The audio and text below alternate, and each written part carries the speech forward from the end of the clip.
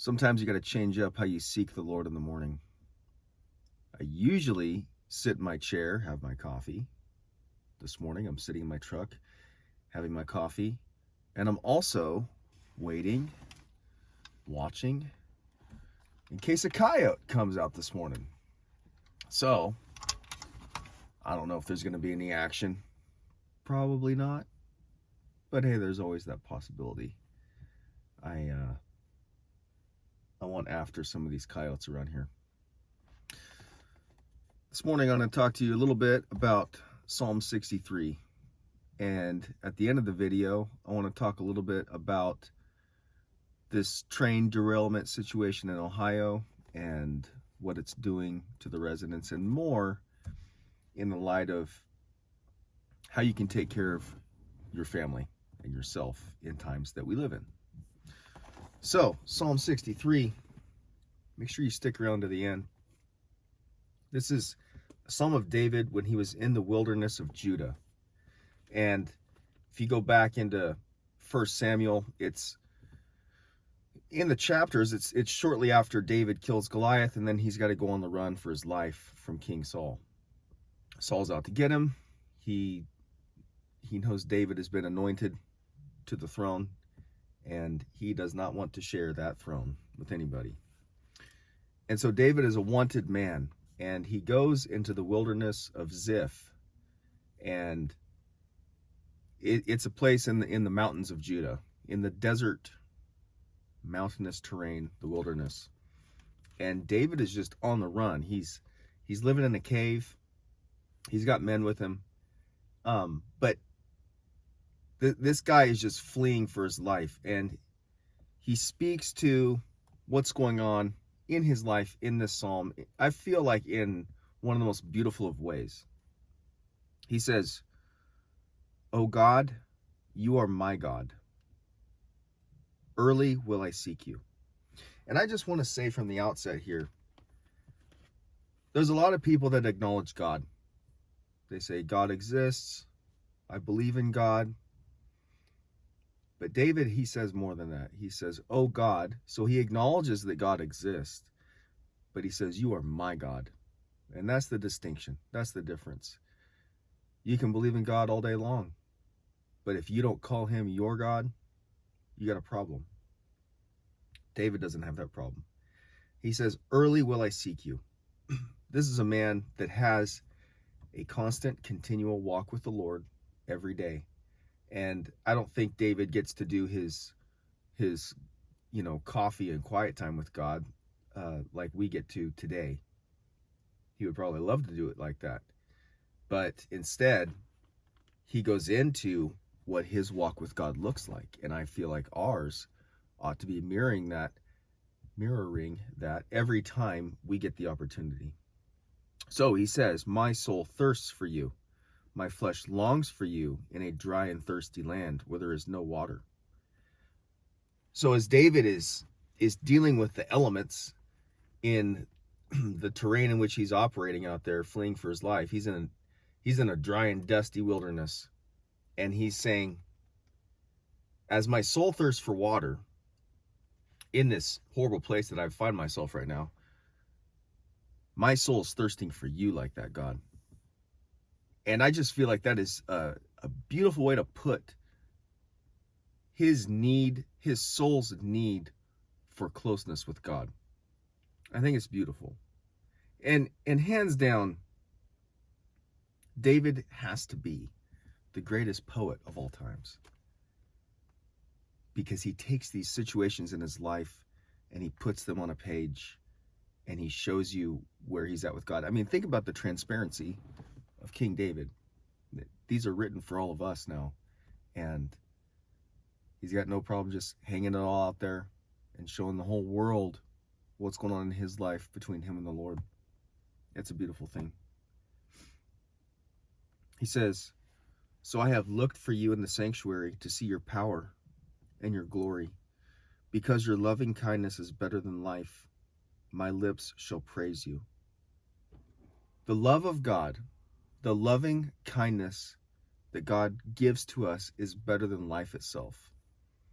There is no true life found apart from God. If you're trying to live your life and ignore God and what he has for you, you're not experiencing true life. Here's David fleeing for his life, and he's saying, God, your loving kindness to me is better than my life itself. He's got away with words. Thus I will bless you while I live. I will lift up my hands in your name. My soul shall be satisfied as with marrow and fatness, and my mouth shall praise you with joyful lips. Marrow and fatness. David is a dude that likes meat and he likes fat. And a quick side note, if you've never tried bone marrow, you need to try it. You need to get that stuff, go down to the butcher, get a femur from a cow, cut that sucker open, or they'll cut it open for you. Sprinkle some garlic, salt, and pepper on it, and throw it in the oven or on the barbecue. Let that marrow get all nice and like jelly butter, and stick that on a piece of sourdough bread. That will enlighten your heart. David knows what he's talking about, and fat's not bad for you. I don't care what the government paid advocates happen to say about what's healthy and what's not. I digress. When I remember you on my bed, I meditate on you in the night watches. Horse. When I remember you on my bed, I meditate on you in the night watches. This goes into David's walk with God. He does not just have a little 5-minute time during the day where it's like, this is my time with God. No. When David is on his bed, and I don't think we should be thinking about David on a bed with a pillow and blankets and a mattress. When David is curled up in the cave and he's huddled up into a little ball, with dirt all around him, and probably he couldn't even have a fire at night because it'd give away his position. And when he's, shivering in there because it's 34 degrees, he's thinking about the Lord. And that is what his heart is drawn to. That's what's keeping him warm at night. So he remembers him as he's trying to go to sleep. And then he's meditating on him in the night watches. So when David is standing fire watch and it's his turn to be up in the middle of the night for, 2, 3, 4 hours, watching so him and his men don't get attacked, David is focused on the Lord at that time. And I just go back to the times when I stood fire watch in the Marine Corps, and, fire watch sucks. When you get woken up at like 4 a.m. to stand watch over a bunch of sleeping Marines,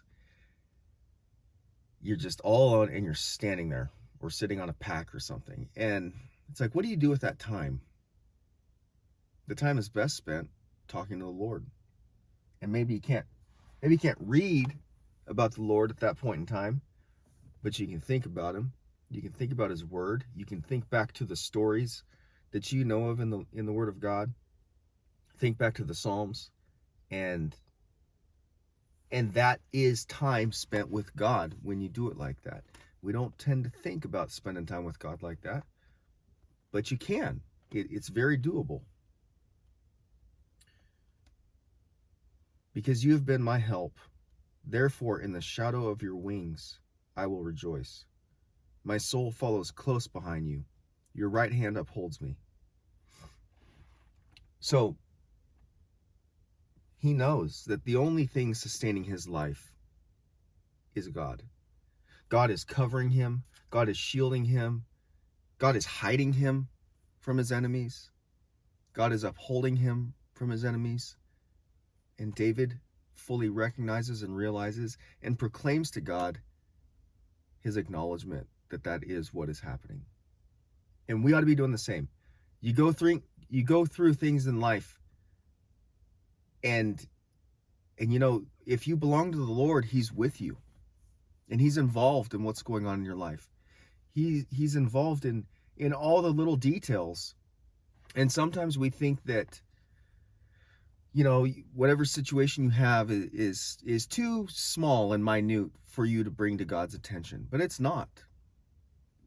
God wants to be the first person you go to with everything on your mind. That's the way to approach the King. It's not to say, I'll deal with this one on my own. I'm not even going to pray about this.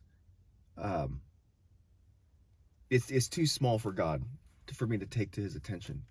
You know, and sometimes we can do that out of respect for God and be like, oh, I don't want to bug God about this issue. But no. He wants to be the right hand that upholds you everywhere. He wants to be the wing covering you and giving you shadow. You ought to take everything to him all the time. It's only going to benefit you and make you and your heart draw closer to him.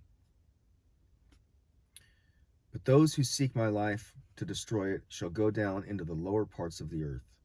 They shall fall by the sword. They shall be a portion for jackals. So he knows. He's been anointed by the Lord. He's running for his life, but at the same time, he knows that he's going to be king. And he knows that the end result for those who oppose God's promise and God's plan to make David the king are going to die. And you see what he does with that when he has the opportunity to kill Saul several times. He does not take up the opportunity because he lets God deal with it himself. David says, I'm anointed by God, but so is Saul, and I shall not strike God's anointed. That is not my position. Very, very respectful attitude from King David. But the king shall rejoice in God. Everyone who swears by him shall glory, but the mouth of those who speak lies shall be stopped. David is looking forward to the end of the promise, where the king shall rejoice in God, where there shall be a righteous king. I think that it is a prophetic look forward to his own reign as king, but I think it is also a glimpse forward into the coming of the Son of David, even though I believe at this point in time in his life, when David is talking Psalm 63, he's talking about this point in time in his life prior to God's promise in 2 Samuel 7. However, at the time David's writing Psalm 63, there's a good chance that he's writing it after that promise has been made to him. And so I think that's why David includes it, where he's talking about the king shall rejoice in God, because ultimately the king of Israel is God and rejoices in God and glorifies God. The king is God. So I hope Psalm 63 brought you something this morning. It's a great one. Meditate on that one. Now, I wanted to say a little word about what's going on around the country with train derailments, toxic fumes, fluids, and all sorts of nefarious activities that threaten human life, as well as the animal kingdom. And I'm not going to get too down and dirty in the words that I say about this, because if I do, there's a good chance this video would be taken down off of YouTube. So allow me to speak generally and maybe in some type of code along the way. Follow along. What you're seeing over there in Ohio is a couple things. Number one, the government and the EPA, they want you to believe that they care about the environment, that they care about the safety of the American people. You look back at this Chinese balloon thing that they shot down over the South Carolina coast a week and a half ago. And they didn't shoot it down the entire time it was flying over the U.S. because they said it would endanger human life. So they didn't want to shoot it out of the sky and risk that thing falling and hurting somebody. Well, in the meantime, they've shot down a few other things over American soil, and those things, for some reason, didn't justify them to worry about human life and the risk to it by shooting it down over soil. So I call bullcrap on their claim in the first place about this Chinese thing. But it just shows you, number one, they're willing to lie, and they don't care about human life. They don't. Think back 3 years, the last 3 years, what we've all been dealing with around the world and in this country, and think back about the lack of caring that they gave to people passing away, and how everybody had to go with the government protocol on how to treat and deal with certain things. If you can pick up what I'm laying down here, it was, if you went to see a professional in a professional institution because you did not feel well, you were treated in such a way as the leadership in this nation prescribed, and only that prescription. And many people lost their lives because the institutions, the professional places that people were going to, could only do like one or two things in order to help people overcome what they were not feeling good about. And that killed lots and lots of people. So they don't care. They honestly don't give a rip about any of us dying. As long as they can make money, as long as they can never let a crisis go to waste. That's from Rules for Radicals from Saul Alinsky. And I guarantee you, they've all read that book. They know it well. You cannot trust them. And so when they're telling you about a train derailment in Ohio, and they're not freaking out about it, you ought to be. You ought to be worried. And the lesson in all of this is this: nobody from the government is coming to save you. They do not have your best interest in mind. I can actually say, and it's taken me a long time to get here, after fighting in the war and being very supportive of the decisions that our country has made. It's taken me a long time to get here, but I can now say, for the purposes of our government, they're not the good guys. And that's sad for me to say, okay? But they're not the good guys anymore.